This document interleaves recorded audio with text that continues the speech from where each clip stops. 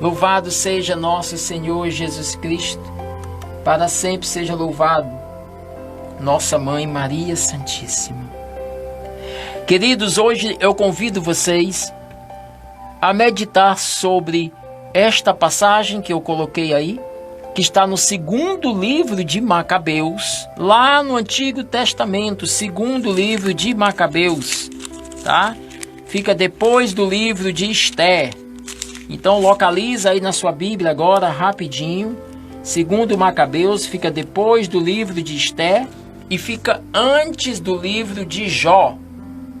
Segundo Macabeus, capítulo 7, versículos do 1 ao 42, ou seja, nós vamos ler todo o capítulo 7 do livro de Macabeus, tá bom? Porque é uma história maravilhosa, é uma história fantástica de testemunho cristão, de testemunho de fé em Deus, diante de uma grande tribulação, diante de uma grande perseguição, diante da própria morte.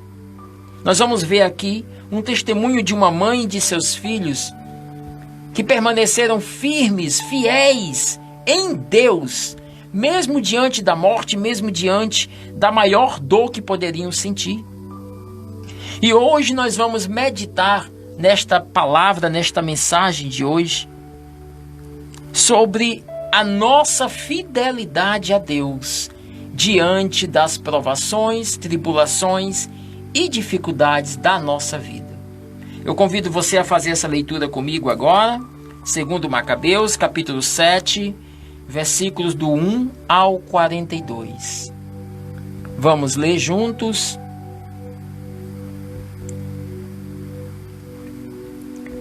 Havia também 7 irmãos que foram um dia presos junto com sua mãe, e que o rei, por meio de golpes de azorrague e de nervos de boi, quis coagir a comerem a proibida carne de porco. Um dentre eles tomou a palavra e falou assim em nome de todos: que nos pretende perguntar e saber de nós? Nós estamos prontos para morrer antes de violar a lei de nossos pais. O rei, fora de si, cheio de ira, ordenou que aquecessem até a brasa assadeiras e caldeirões. Logo que ficaram em brasa, ordenou que cortassem a língua daquele que falou por todos e depois que lhe arrancassem a pele da cabeça e lhe cortassem também as mãos e os pés. Tudo isso diante dos seus irmãos e diante de sua mãe. Em seguida, mandou conduzi-lo ao fogo, inerte e mal respirando, para assá-lo. Enquanto o vapor da assadeira se espalhava em profusão, os outros com sua mãe exortavam-se mutuamente para morrer com coragem. O Senhor está nos vendo, diziam, e certamente Ele terá compaixão de nós. Como diz claramente Moisés no seu canto, Ele terá compaixão dos seus servos. Desse modo, o primeiro foi morto, e então conduziram o segundo também ao suplício. Arrancaram-lhe a pele da cabeça com os cabelos e perguntaram-lhe: e aí, comerás da carne de porco ou preferes que teu corpo seja torturado membro por membro? Ele respondeu: não, no idioma de seu país. Por isso, padeceu os mesmos tormentos do primeiro. Estando prestes a dar o último suspiro, disse: maldito tu nos arrebatas a vida presente, mas o Rei do Universo nos ressuscitará para uma vida eterna, pois morremos por fidelidade às suas leis. Após este, torturaram o terceiro, reclamada a língua, ele a apresentou logo e estendeu as mãos corajosamente. Declarou com nobreza: do céu eu recebi estes membros, mas eu os desprezo por amor às suas leis, e dele espero recebê-los um dia de novo. O próprio rei e os que acompanhavam ficaram admirados com o heroísmo desse jovem, que reputava por nada os sofrimentos. Morto, este aplicaram os mesmos suplícios ao quarto. E este disse, quando estava a ponto de expirar: é uma sorte desejável perecer pela mão humana com a presença e com a esperança de que Deus nos ressuscite. Para ti, porém, certamente não haverá ressurreição para a vida. Arrastaram em seguida o quinto e o torturaram. Encarando o rei, este lhe disse: ainda que mortal, tu tens poder sobre os homens e fazes o que queres. Não penses, todavia, que nosso povo esteja abandonado por Deus.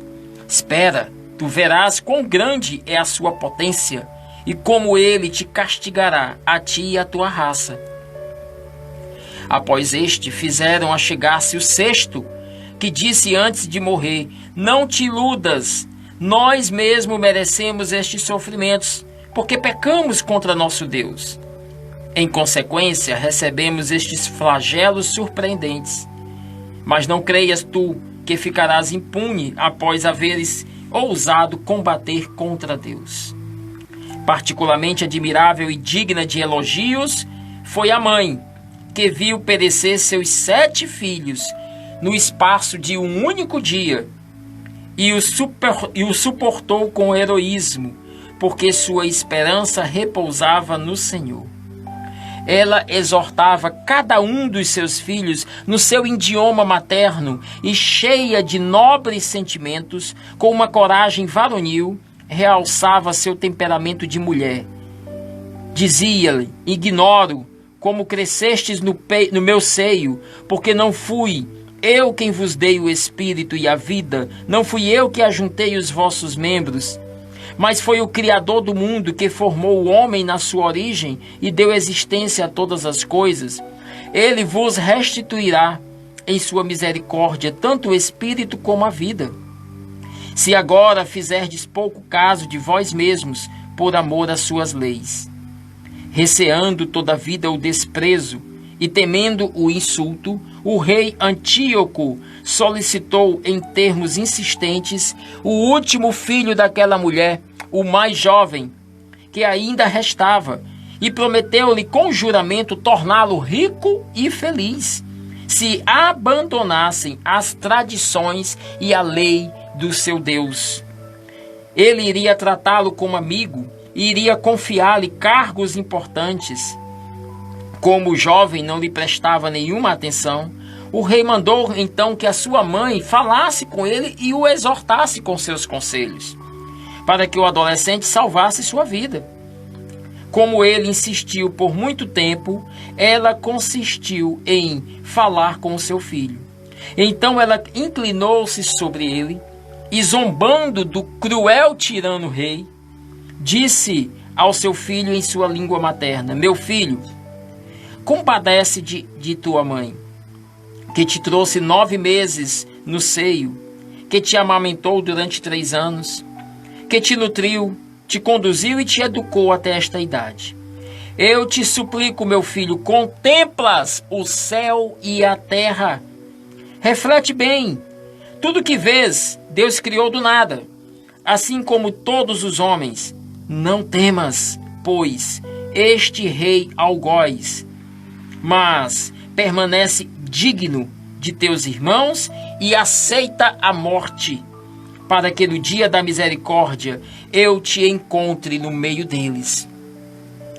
Logo que ela acabou de falar, o jovem disse ao rei: o que estás esperando? Não atenderei às tuas ordens. Eu obedeço ao meu Deus, aquele que deu a lei aos nossos pais, por intermédio de Moisés. Mas tu, que és o inventor desta perseguição contra os judeus, tu não escaparás da mão de Deus. Quanto a nós, é por causa de nossos pecados que nós sofremos. E se para nós punir e corrigir, o Deus vivo e Senhor nosso se irou por pouco tempo contra nós. Ele há de se reconciliar com os seus servos. Ímpio não exaltarás na razão. Versículo 35. Tu ainda não escapastes ao julgamento do Deus Todo-Poderoso. Enquanto meus irmãos participam agora da vida eterna, em virtude do sinal da aliança. Após terem padecido no instante, tu sofrerás o justo castigo de teu orgulho pelo julgamento de Deus. A exemplo de meus irmãos, eu entrego o meu corpo e minha vida pelas leis de nossos pais, e suplico a Deus que ele não se demore em apiedar-se de seu povo. Oxalá tu, em meio aos sofrimentos e provações, reconheças nele o Deus único. Enfim, que se detenha em mim e em meus irmãos a cólera do Deus Todo-Poderoso, que se desencadeou sobre toda a nossa raça. Então, abrasado de ira e enraivecido pela zombaria, o rei maltratou este último filho com maior crueldade do que os outros. Morreu, pois, este jovem, purificado de toda mancha e completamente entregue ao Senhor. Por fim, seguindo as pegadas de todos os seus filhos, a mãe pereceu por último. Terminando aqui nossa narração aos banquetes rituais e às atrozes perseguições. Palavra do Senhor, graças a Deus. Queridos filhos, queridas filhas, irmãos e irmãs, esta palavra, este capítulo de Macabeus que nós lemos hoje, esse capítulo inteiro, nos conta a história de uma das perseguições ocorridas naquele tempo do rei Antíoco, entre muitas outras perseguições que ele realizava àqueles que eram fiéis a Javé, ao Deus único e verdadeiro. Ora, nós sabemos que os judeus seguiam a uma conduta de leis, a Torá, 613 leis, e uma dessas leis dizia que era proibido comer carne de porco. E o rei então pega aquela mãe com seus 7 filhos e os obriga a comer a carne de porco.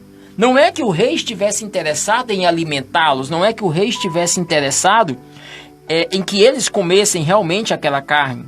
O interesse do rei era que eles viessem a renunciar à sua fé.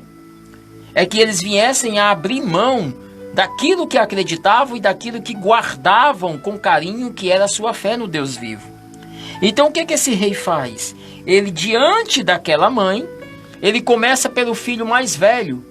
E ele vai torturando o primeiro filho, arranca-lhe a pele, corta-lhe as mãos, os pés e o coloca dentro de um caldeirão fervente e ali o assa diante dos seus irmãos e diante da sua mãe. E esse permanece firme, mesmo diante das dores, mesmo diante do medo, mesmo diante da perseguição, mesmo diante daquela tribulação medonha que ele estava enfrentando naquele momento. Os demais, ao verem o seu primeiro irmão morrer, seguem o mesmo caminho. Cada um entrega a sua vida. Não era simplesmente para não comer carne de porco, não era questão de comer a carne de porco, era questão de se manter fiel à vontade de Deus, fiel ao Deus na qual eles acreditavam, ao Deus na qual eles seguiam. Eles não queriam ser infiéis ao Senhor.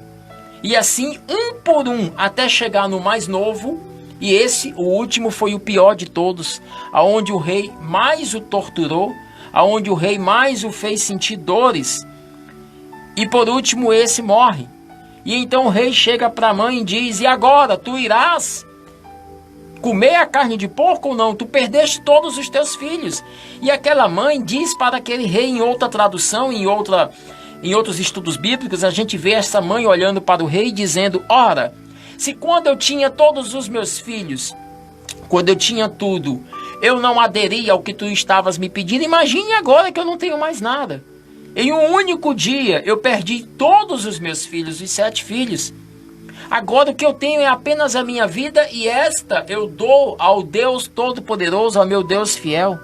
E aquela mãe morre do mesmo jeito que os filhos morreram também, escapelada e assada no fogo, cortados seus membros. E a história desta família que se tornaram mártires pela fé, nos traz uma mensagem absoluta a respeito da importância da nossa fidelidade a Deus diante das provações, diante das dificuldades, diante das maiores tentações, diante daquilo que nós passamos na nossa vida. Queridos, vejam bem, todos nós passamos por dificuldades na nossa vida. Esta família, esta mulher com seus filhos, naquele dia passaram pela tribulação, pela dificuldade, diante da perseguição daquele rei malvado. Hoje nós passamos por outros tipos de perseguição, por outros tipos de tribulação, por outros tipos de dificuldades na nossa vida. Veja que este rei, no último filho, ele procura seduzir aquele último filho, oferece a ele riqueza, oferece a ele cargos importantes, diz que ele vai ser feliz. Não só o obrigava a renunciar à sua fé, mas agora o seduzia. Hoje, na nossa vida, trazendo para os nossos dias de hoje, nós passamos por algo semelhante, gente, em nossa vida também. Quantas vezes nós não estamos diante de propostas que vêm de encontro à nossa fé? Às vezes estamos em um trabalho em que nos é oferecido até uma melhoria, uma promoção, ganhar mais dinheiro, mas à custa de atos desonestos, à custa de fazer coisas erradas, coisas que não convêm. Quantas vezes nós estamos na nossa vida diante de situações de grande tribulação, de grande provação? Parece que o dinheiro que a gente tem não dá para nada, não consegue comprar nada, não consegue pagar nada. Parece que aquela dor que estamos passando, aquela enfermidade, aquele problema no casamento, aquele problema no trabalho, no emprego, aquele problema pessoal que você está passando, parece que as dificuldades, as tribulações da nossa vida, tem momentos que se transformam em tempestades tão grandes, tão fortes, que balança a nossa fé, que muitas vezes nós vamos orar e falamos com Deus, falamos com o Senhor, colocamos essas situações diante de Deus e o Senhor, por tardar, por demorar a nos atender, muitas vezes nossa fé é balançada, é provada. Ora, queridos, vejam bem, o Senhor faz muitas vezes isto de propósito. Nós chegamos diante do Senhor e dizemos: Senhor, vê o que eu estou passando, essa situação que eu me encontro. E Deus não nos atende às vezes de imediato. Primeiro porque Deus tem um projeto na nossa vida e nós precisamos conhecer o projeto de Deus. O Senhor tem os seus caminhos para resolver todas as coisas em nossa vida. Mas às vezes também Deus demora um pouco para nos provar a fé. Porque é muito fácil para nós, dentro de uma oração, dentro de um grupo de oração, de uma comunidade, junto com os irmãos, é muito fácil para nós levantarmos as mãos para o céu e dizermos que nós adoramos a Deus, dizermos que nós o louvamos, que Ele é o Deus da nossa vida, que nós o amamos, que Ele é tudo para nós. Ah, como é fácil, irmãos, abrirmos as nossas bocas e com a boca anunciarmos que Deus é Deus para nós. Agora, quando nos chegam as tribulações, quando nos chegam as dificuldades, quando nos chegam as tempestades da vida, que é aonde verdadeiramente nós somos convidados a darmos testemunho daquilo que nós professamos com a nossa boca. Se eu digo que Deus é meu Deus, que Ele é meu Pai, que Ele cuida de mim, que Ele zela por mim, se eu abro a minha boca e digo: Senhor, eu tomo posse. Quando chega então a dificuldade, quando chega então a tribulação, é o momento de eu lembrar das palavras que eu disse em oração para Deus. É o momento então de eu recordar que eu declarei que Ele era o Senhor da minha vida. Porque se nos momentos de tribulação e de dificuldade eu me sinto balançado, eu fico desesperado, eu começo a não acreditar mais que vai ter solução, eu começo a pensar que as coisas não vão se resolver, eu começo a ser infiel à minha fé. Eu começo a entender que eu declaro com a boca, mas eu não vivo com atos aquilo que eu declarei. Queridos, muitas vezes Deus demora a nos atender, para que possamos ser provados na fé. Não é que o Senhor não vai atender. Logo mais o Senhor vai abrir as portas, logo mais o Senhor vai colocar a sua providência em nossa vida, logo mais o Senhor vai nos atender e resolver todas as coisas. Mas Ele espera um pouquinho, para que nós possamos crescer na fé e compreendermos que mesmo diante das grandes provações e perseguições da nossa vida, nós precisamos resistir. Nós precisamos manter o nosso coração tranquilo, em paz. Tá tudo caindo, tá tudo em caos. Parece que de repente tudo tá dando errado na nossa vida. Calma, calma. Acalma teu coração, aquieta o teu coração agora. Não adianta se desesperar, não adianta querer gritar mais alto do que o barulho que está acontecendo na tua vida. É necessário que nesse momento agora você aquiete seu coração. Acalme seu coração no silêncio de Deus, na demora de Deus. Que você diga para Ele: Senhor, mesmo no sofrimento, mesmo na dor, mesmo, Senhor, nesta tribulação que estou passando na minha vida agora, mesmo diante de tudo isso, eu coloco o meu coração e a minha fé em Ti, Senhor. Porque Tu és verdadeiramente o meu Deus, e eu creio, e eu confio em Ti, eu espero em Ti. Há uma outra palavra, queridos, lá em Hebreus capítulo 12, versículos do 1 ao 4. Hebreus 12, do 1 ao 4. Aonde aqui São Paulo nos fala assim: deste modo, cereados como estamos de uma tal nuvem de testemunhas, desvencilhemos das cadeias do pecado. Corramos com perseverança ao combate que é colocado em nossas vidas, com o olhar sempre voltado naquele que é o autor da nossa fé, Jesus Cristo.